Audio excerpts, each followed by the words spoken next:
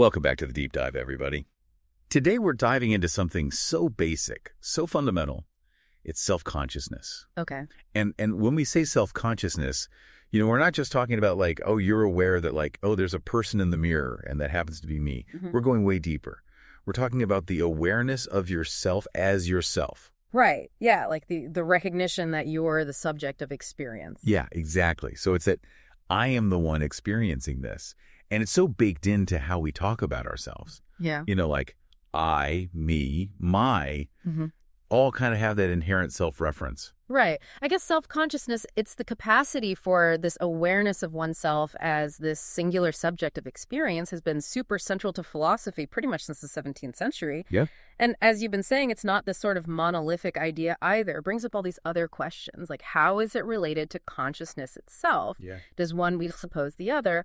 What are the logical and linguistic features of self-conscious thought? Right. And then, crucially, how does this internal sense of self connect us to the external world and other selves out there? Yeah, and how do we know those other selves even exist, right? Exactly. It's a whole other can of worms. But for you, the listener, this is like our targeted deep dive to bring you clarity and structure to this really complex idea. Mm. We're going to highlight the aha moments to get you to a really solid understanding without information overload. Right. This is your express lane to getting self-consciousness. Awesome. So maybe one of the best places to start with a concept that's this fundamental is to look at the ancients and medieval folks. What were they saying about this? Yeah, that's a great place to start because they really laid a lot of the groundwork for later discussions. So, you have the ancient Greek imperative to know thyself, Right. which was inscribed at Delphi, and this really gets to the heart of it. Yeah. You can even think about the tragedy of Oedipus. Oedipus knows certain facts. He knows that the son of Laius is fated to kill his father. Right. But the irony is he fails to realize that he is that son. Right. And it's only later that it clicks for him that he's the one to whom these facts apply.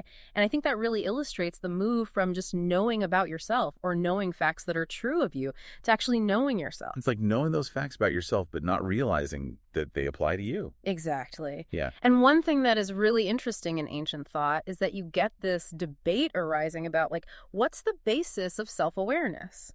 Does it require awareness of external objects? Or can the mind somehow apprehend itself just through its own inherent presence? Right. So it's is it contingent on something outside of yourself, or is it just inherent to your mind? Right. Interesting. So, for example, Aristotle thought that to perceive anything at all involves perceiving your own existence. Oh, interesting. Okay. And his idea was that the intellect takes on the form of the object of thought. Right. Which led some medieval interpreters to think that he was saying that actually self-awareness depends on awareness of external things. Okay. Interesting. In contrast to that, you have the Platonic tradition. And I think Augustine is really important here. Okay. So they're saying that the mind has this direct intrinsic capacity to know itself just by being present to itself. I see. So no external mediation is needed. Okay. And on the Trinity, Augustine explicitly talks about the mind knowing itself through its own being. Wow. Okay. Another really important figure is Avicenna. So he has this thought experiment in the 11th century called the flying man. So the thought experiment is, imagine this person, this man, who's created instantaneously, and he's suspended in a void with no sensory input at all. Okay, so no sight, no hearing, no touch, nothing. Wow, exactly. And Avicenna argues that even in this case, this man would still be aware of his own existence. Okay. So he's suggesting that this shows that the self is not a bodily thing that you know through the senses. So it's we can't identify with our bodies. The self is distinct from the body. Wow, okay. So for you, the listener, this is really interesting because this challenges the idea that self-awareness is tied to our physical experience of the world. Exactly. So he's really raising some questions about the connection between self-awareness and sensory engagement with the world and your body. Later on, you have Aquinas, who tries to synthesize Aristotle and the Platonic viewpoints. Oh, interesting. So he draws this distinction between knowing that you exist, the sheer awareness of your own existence, which he thinks requires nothing other than the mind's own presence to itself. Okay. But he agrees with Aristotle in that he thinks that to have awareness of your own essence, to know your own nature, that requires cognizing other things. Okay, so it's like this two-tiered self-awareness. Exactly. Where it's like, Yeah. the basic I am, but then what I am is something else. Exactly. Yeah, I think that's a great way of putting it. And was this also tied up with, like, is self-awareness a form of sensory experience? Like, was that a debate then? Yeah, that was also a big debate, and Aquinas has some interesting things to say about that. Okay. And it's worth noting that these weren't just isolated inquiries that were happening in the West. Right. So you have parallel debates going on in the Indian philosophical traditions. Yeah. So, for example, around the same time as Avicenna, the Jain philosopher Prapandra presented an argument that was really similar to the flying man argument, arguing for self-awareness that's independent of bodily awareness. Okay. But then at the same time, the Advaita Vedanta school thought that embodiment was a necessary condition for any form of self-awareness. Okay. So you have these really interesting parallels. Yeah, so it seems like a very persistent question across different traditions. Exactly. Okay. So now let's shift gears and talk about early modern philosophy. What's happening now? Okay. Like, we can't talk about self-consciousness without talking about Descartes. Of course not, yeah. Like, I think, therefore I am. This is like a cornerstone. Yeah, that's one of the most famous philosophical claims. Yeah, and it appears in pretty much all of his big works. Meditations, Discourse on Method, Yeah. Principles of Philosophy. So for you, our listener, Descartes here was trying to find this unshakable foundation for knowledge. Right. And self-awareness was that bedrock. So even if you doubt literally everything else, Yeah, the very act of doubting means that you exist as a thinking thing. right. So I think that's super powerful for thinking about how we think about ourselves. Absolutely. So the cogito, as it's called, is really central to Descartes' project because it provides him with this bedrock of certainty. Right. And as you mentioned, it combines this awareness of the act of thinking with the undeniable awareness of your own existence. Right. And it's really interesting, as you said earlier, Augustine had actually anticipated this line of thinking centuries earlier. Okay. But Descartes really puts it front and center as the first principle in his system of knowledge. Okay. But of course, the cogito hasn't been without its critics.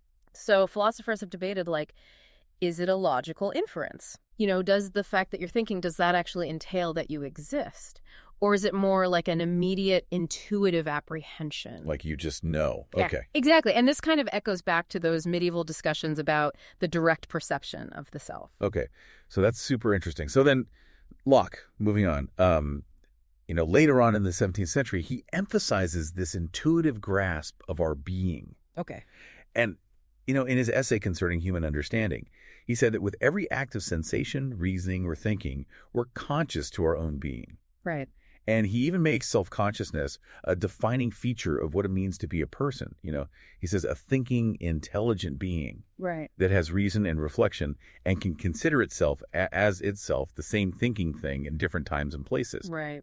And this ties into his theory of personal identity as well.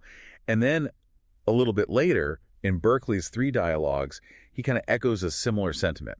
So for you, our listener, there's a huge emphasis on this inner awareness of self as like fundamental to being a person. Yeah, absolutely. So we have this emphasis on an inner awareness of the self in Descartes, Locke, and Berkeley. But then you have Hume, who comes along and really presents a very significant challenge to this whole picture. Okay, so what does Hume have to say about this? So he famously claimed that when he introspects, when he turns his attention inwards to look for myself, he doesn't find any kind of constant unified self. Okay. What he actually finds is just a series of particular perceptions. So like what? Heat and cold, like different sense perception. Exactly. Sensations of heat, cold, pleasure, pain. Right. He never finds like the owner of these perceptions, just the perceptions themselves. And this is because of his radical empiricism. The idea that all ideas originate from sensory impressions. Okay. So this is what leads him to this really skeptical conclusion about the self. So since he doesn't have any direct impression of a persistent self, based on his empiricism, he says that we just don't have the concept. Right. Like we only have the concept of the self as just a bundle of perceptions. Right. And this leads Lichtenberg to famously say that, maybe we should say it thinks rather than I think. Right. Like yeah. downplaying this subjective experience. And so, yeah, Hume really influenced so much of philosophy after him. Yeah, he really did. And then you have Kant, who was writing in the late 18th century, and he directly responds to Hume's skeptical conclusions. So he agrees with Hume that we don't have a direct intuition of the self. Okay. Like you're not going to find the I if you look inwards. Right, yeah. Like it's some kind of entity in your mind.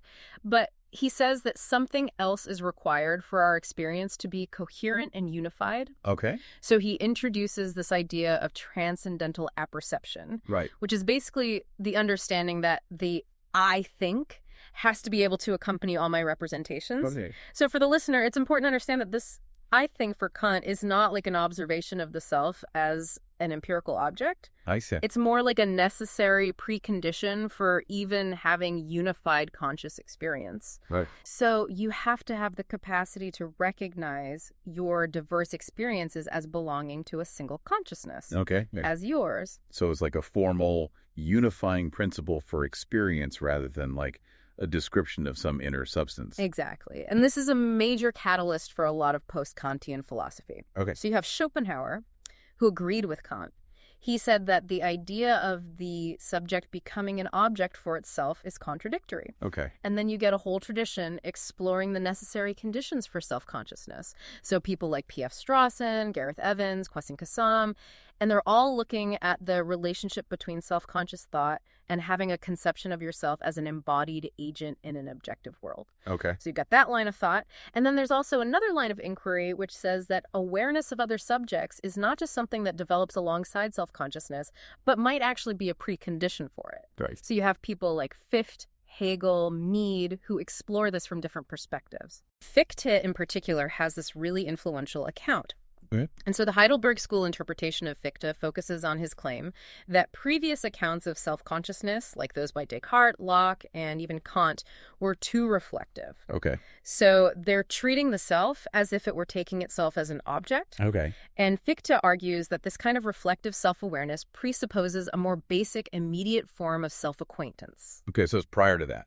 Exactly. Okay. So he's saying that before you can even engage in self-reflection, you have to have this basic, non-reflective awareness that the thing you're reflecting on is you. Okay. So it's prior to that reflective process. Exactly. And so he says, the self exists and posits its own existence by virtue of merely existing. Okay. So there's this kind of echoing back to those earlier debates about the immediacy of self-awareness. Right. And so then moving on, we're in the 20th century now. We've got all these big developments in philosophy, all this new stuff. So Frege, he famously said, everyone is presented to himself in a special and primitive way. Right. And then you have Russell, who in his early work, he was kind of on board with that idea, but then later he started to move more towards Hume's skepticism. Right. Then we have Wittgenstein in the Tractatus, Yeah. who says that the self is like the eye, it sees everything else but can't see itself. Right. Yeah. That's a great image. Yeah, really good analogy. And then you have Husserl, who initially rejected the idea of an inner awareness of a pure ego, Right. but then later he kind of came around to a position that was similar to Kant's transcendental apperception. Right, yeah.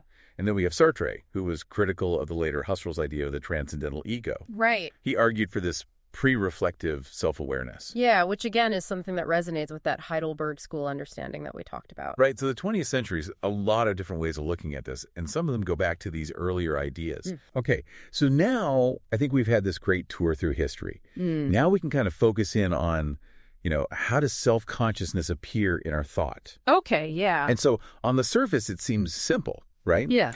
Self-conscious thought is just consciously thinking about yourself. Right.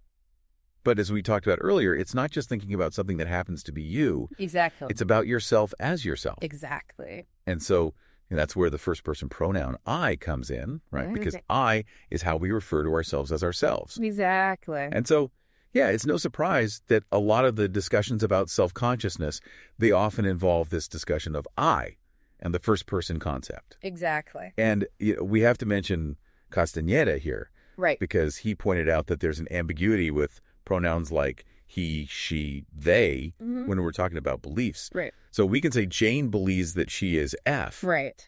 But this doesn't necessarily mean that Jane recognizes that it's herself who she believes to be F. Right. But in some cases, we explicitly mean to convey that self-awareness, that self-recognition. Yeah.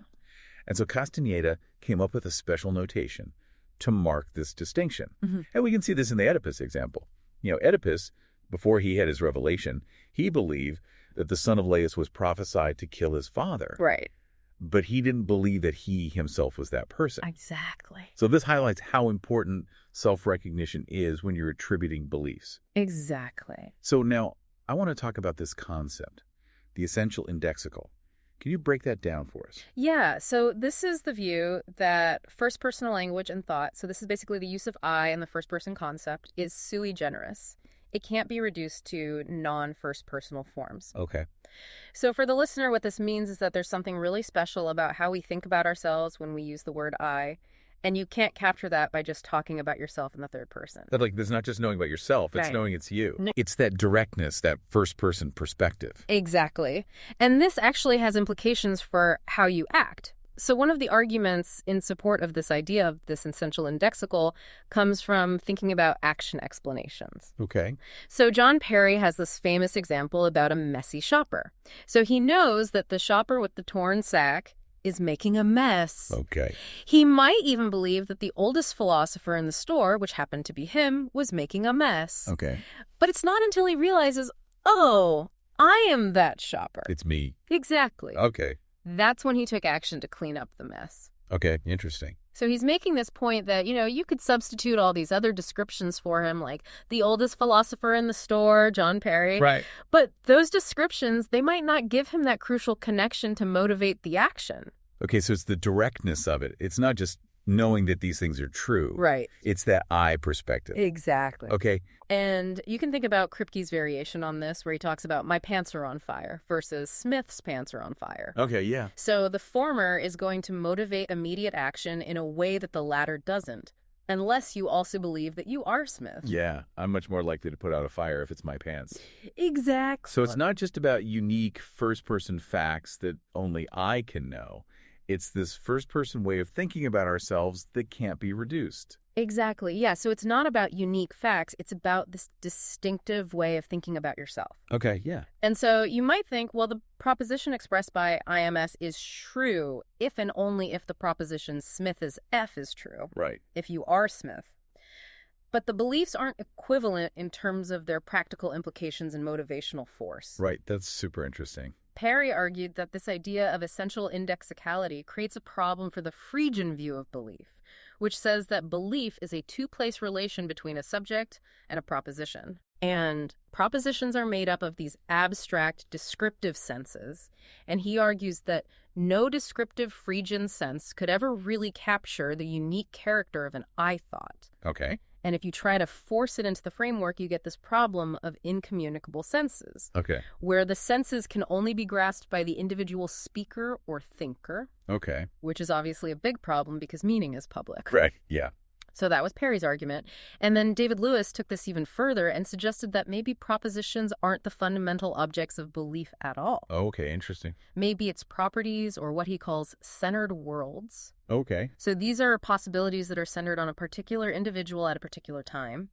And he has this famous thought experiment called the two gods, where each god has complete knowledge of all the propositions that are true at their world, but they lack the crucial self-locating knowledge of which one he is. Okay. So they know all the objective facts, but they don't know their own identity. And he argues that their identity is not a proposition, it's a self-locating property. Okay.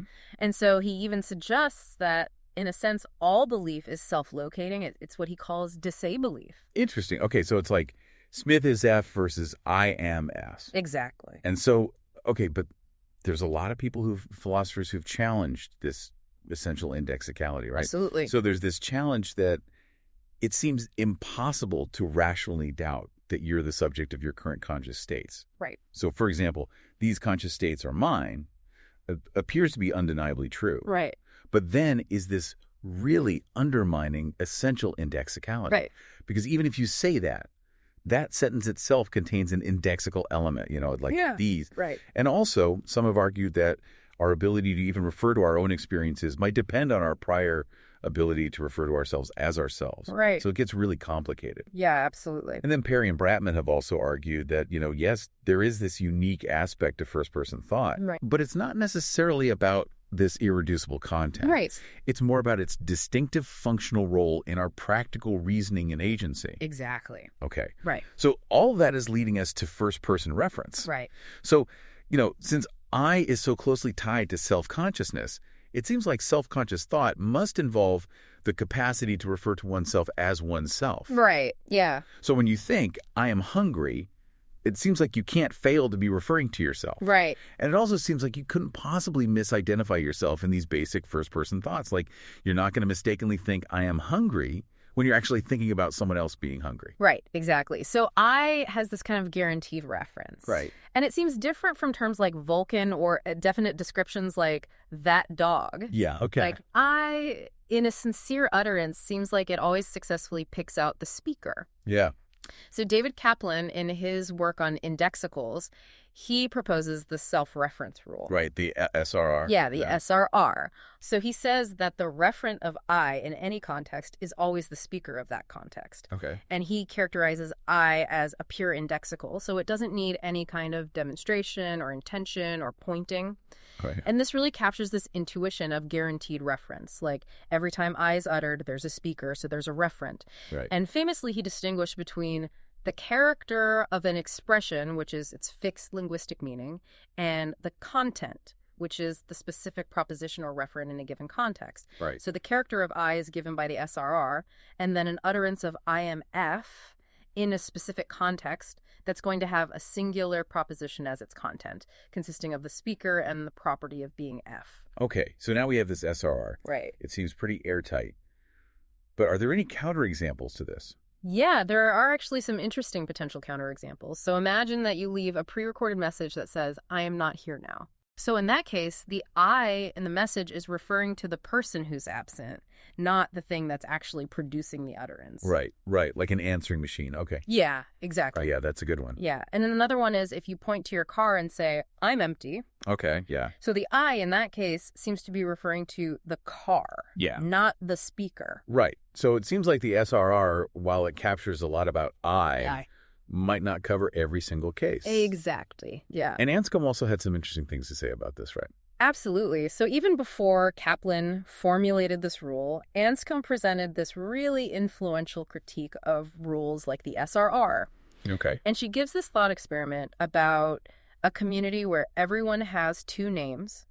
So they have one that's visible on their chest, Okay. and it's a letter from B to Z, and then they have another name on their wrist, and it's always A. Okay. And so when they describe their own actions, they always use A, and then they use the B to Z names to talk about other people. And Anscombe's point is that the use of A in this community would totally comply with the self-reference rule. Right. But the people in the community might still lack genuine self-consciousness Okay. because they're using A to refer to themselves. Right. But they might not be thinking of themselves as this unified subject. Okay. They're just reporting the actions associated with that name. I see. Okay. So her point is that just following a rule like the SRR, that doesn't guarantee genuine self-conscious reference. Right. It's just like a rule, not about understanding. Okay. Exactly. And she argues that actually any attempt to fully explain the meaning of I or to give a rule that captures its referential function seems to presuppose that you already have the concept of self. I see. Like you could say I is the term a person uses to refer to herself. Right. But then you're using herself, which already presupposes the first person perspective. Right. So it's kind of circular. Okay. Yeah.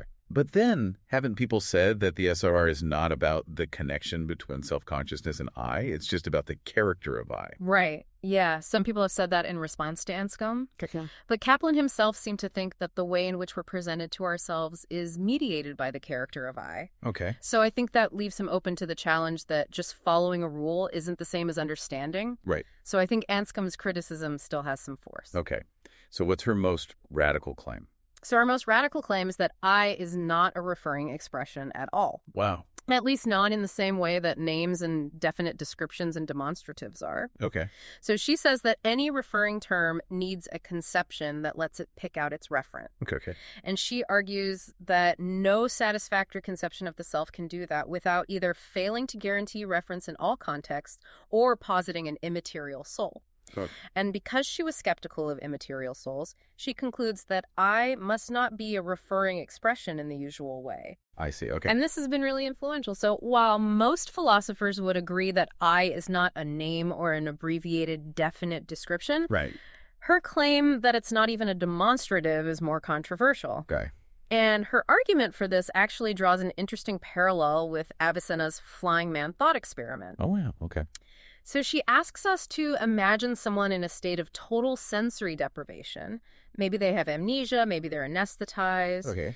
and they can still think I thoughts, like, how did I get into this mess? Right. But they have no externally presented referent. Right. So she concludes that I can't be like this person because demonstratives require a demonstrated object. Right. Okay. So that's her argument. Okay, but then Evans had a response to this, right? Yeah, so Gareth Evans, he disagreed with Anscombe on this point, Okay. and he argued that I can be modeled on indexicals like here rather than this. Oh. And he argued that I thoughts and here thoughts, they share this fundamental functional role in our cognitive system. Okay. So they're both egocentric in a sense, and they're both situated at the center of these networks of inputs and outputs. Yeah. So I is about how we receive information about ourselves and our location, Right. and then also about explaining our actions. Okay. So he thinks that by thinking of I in terms of this functional role, Right. we can avoid Anscombe's worries. Okay, super interesting. And so this leads to a whole discussion of immunity to error through misidentification. Right. So Wittgenstein makes this distinction between I as subject and I as object. Okay. So you can have an error with I as object. Like if you mistake someone else's arm for yours and say, I have,